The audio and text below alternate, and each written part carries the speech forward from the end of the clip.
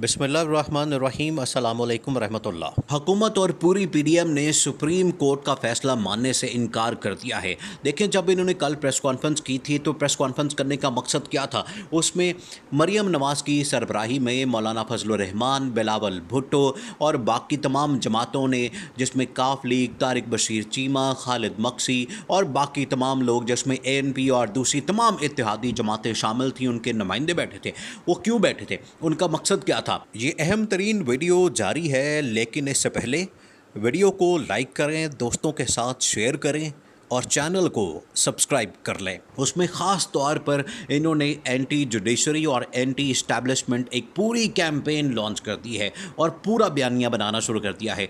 अब इन्होंने खुलकर बगावत का ऐलान कर दिया है। अब सुप्रीम कोर्ट के फैसले को ना मानना खुल्लम खुल्ला, एक तो तौहीन अदालत, एक तो वायलेशन, खिलाफ वर्जी और दूसरा अब बगावत का ऐलान। देखें, इदारों के साथ ये जो टकराव वाली पॉलिसी है, इदारों के साथ ये जो तजाद वाली पॉलिसी है, ये हमेशा से इनकी रही है, हमेशा से ये लोग अपनाते रहे। आप देखें कि इससे पहले भी नवाज़ शरीफ ने जिस तरह से नाम लिए, जिस तरह से डॉन लीक्स की, जिस तरह से जनरल बाजवा, जनरल फैज़ के नाम लिए और बार बार साजिश का जिक्र किया, इन्होंने खुलकर इनके नाम लिए और बगावत का इन्होंने अब एक बार फिर से ऐलान कर दिया। इसी वजह से मरियम नवाज़ को अब लॉन्च किया गया कि नवाज़ शरीफ ने अब कह दिया है कि अब आपने वही वाला बयानिया बनाना है, एंटी इस्टेब्लिशमेंट और एंटी जुडिशरी, और ये बयानिया बनाते हुए आपने तमाम लोगों को और तमाम इदारों को उड़ा के रख दिया ना। किसी की बात नहीं सुननी, हमने कोई ट्रैप में नहीं आना, हमने किसी का कोई बात या फ़ोन कॉल या पैगाम हमने नहीं सुनना है। अब देखें, इस वक्त जो मरियम नवाज़ ने बातें की हैं, मरियम नवाज़ ने क्या कहा? मरियम नवाज़ ने कहा कि आप हमेशा इमरान खान को सपोर्ट करते हैं और जजेस के ऊपर, अदलिया के ऊपर, सुप्रीम कोर्ट के ऊपर उन्होंने बराह रास्त हमला किया कि आप हमेशा इमरान खान को सपोर्ट करते हैं, आप हमेशा इमरान खान के हक़ में फ़ैसले देते हैं, आप हमेशा इमरान खान की हिमायत करते हैं। और यही वाली स्ट्रैटेजी इन्होंने अब अपनाई है। देखें, ये लोग कहते हैं कि आप इमरान खान जिस तरह से प्रेशर बिल्डअप करते हैं, इमरान खान जिस तरह से इदारों के ऊपर प्रेशर डालते हैं, तो वो अपनी मर्जी के फैसले ले लेते हैं। अब इनको ये समझाया गया कि आप भी ऐसा ही करें। नून लीग का अंदर का एक कैंप है जो कि इनको ये समझाता है। असल में देखें, अगर इमरान खान इस तरह से अपने हक़ में फ़ैसले लेता तो क्या 9 अप्रैल की रात को अदालतें खुलती? क्या उस वक्त इमरान खान के ख़िलाफ़ फ़ैसले होते? क्या इमरान खान के लिए उस वक्त प्रिजन बैन आनी थी? तो ये बात नहीं है। इमरान खान के ख़िलाफ़ भी फ़ैसले आते हैं। जिस तरह से डिप्टी स्पीकर कासिम सूरी के ख़िलाफ़ फ़ैसला आया था, वो तो इमरान खान का फ़ैसला उन्होंने उड़ा के रख दिया था, और कासिम सूरी का भी फ़ैसला उड़ा के रख दिया था और नेशनल असम्बली को बहाल कर दिया था। ये जो इन्होंने कौमी असम्बली तोड़ी थी इमरान खान ने, सुप्रीम कोर्ट ने तो उसको बहाल कर दिया था। तो ये इनके हक़ में फ़ैसला आया। असल मसला ये है कि जब इनके हक़ में फ़ैसला आता है तो ये कहते हैं ये बड़ा अच्छा फ़ैसला है, अदालतें बड़ी आज़ाद हैं, जजेस बहुत अच्छे हैं। लेकिन जैसे ही हल्का सा इनके ख़िलाफ़ कोई फ़ैसला आना शुरू होता है तो उसके बाद ये शोर मचाना शुरू कर देते हैं और हमला कर देते हैं इदारों के ऊपर। अब यही पॉलिसी इनकी जानिब से अपनाई जा रही है।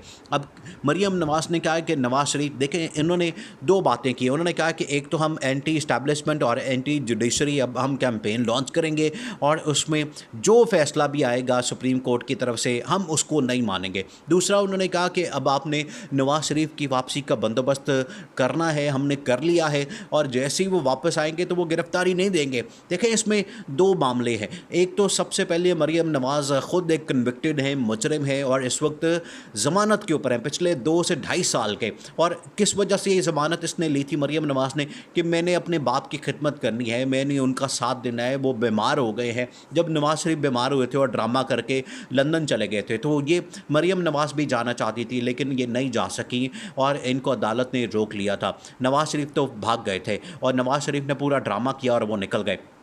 मरियम नवाज़ पिछले 2 ढाई साल से ज़मानत के ऊपर है और ये इदारों के ऊपर हमले कर रही हैं। एक तो ये ख़ुद ज़मानत के ऊपर है, उन्होंने कहा कि दूसरा, अब जो नवाज़ शरीफ ज़मानत के ऊपर है, अब इसको नहीं माना जाएगा और ये जैसे ही वापस आएंगे नवाज़ शरीफ पाकिस्तान के अंदर और ना इनको जेल भेजा जाएगा और अनकरीब वो वापस आ जाएंगे।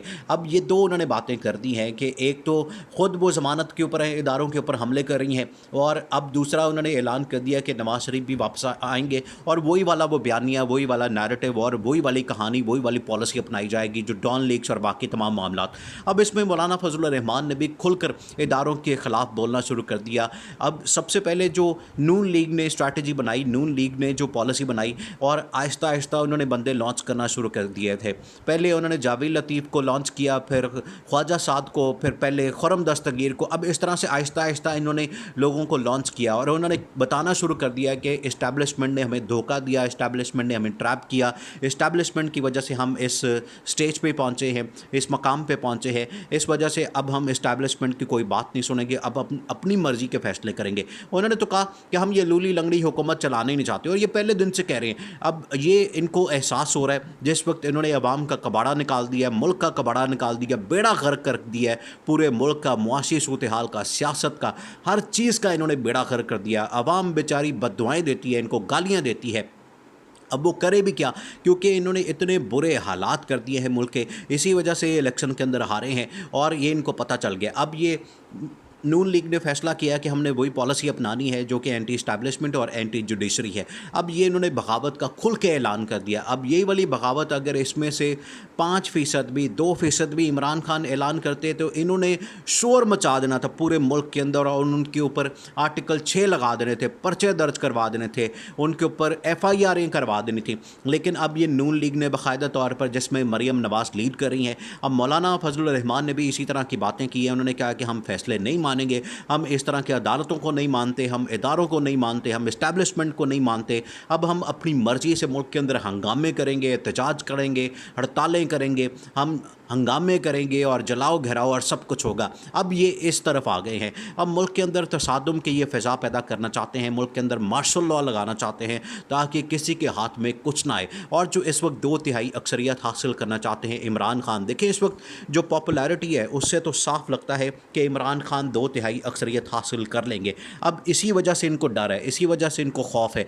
ये उसको रोकने के लिए अब चाहते हैं कि मुल्क के अंदर मार्शल लॉ लग जाए या ऐसी हुकूमत आ जाए जो कि आगे 1 से 2 साल के लिए हो, जो टेक्नोक्रेट्स हुकूमत हो या नेशनल गवर्नमेंट हो या कुछ ऐसा हो, लेकिन इलेक्शन ना हो। क्योंकि अब ये इलेक्शन से भाग रहे हैं, इलेक्शन में इनका खौफ वाज़े है और इनको पता चल गया। अब बिलावल भुट्टो ने भी इसी तरह की बातें की। उन्होंने कहा कि हम नहीं मानेंगे इस हुकूमत को, ना सिर्फ इस हुकूमत को ख़त्म कर देंगे और हम हुकूमत से अगर ये बाहर आ जाते हैं तो हम फिर हंगामे करेंगे, जलाओ घेराओ, और हम इस फैसले को भी नहीं मानेंगे जो सुप्रीम कोर्ट ने दिया है, जो सुप्रीम कोर्ट इस वक्त हमारे साथ कर रही है। हम सुप्रीम कोर्ट का कोई भी फ़ैसला नहीं मानेंगे। तो अब इतनी बड़ी बात करना, इदारों के ऊपर हमला करना, और ना सिर्फ इदारों के ऊपर, इस्टेब्लिशमेंट के ऊपर, अदलिया के ऊपर, जुडिशरी के ऊपर, ये तसादुम की तरफ जा रहे हैं। मुल्क के अंदर इस वक्त पहली जो मुआशी सूरत हाल है इतनी तबाहकुन हो चुकी है, इतनी ख़तरनाक हो गई है और इन्होंने बेड़ा गर्क कर दिया है।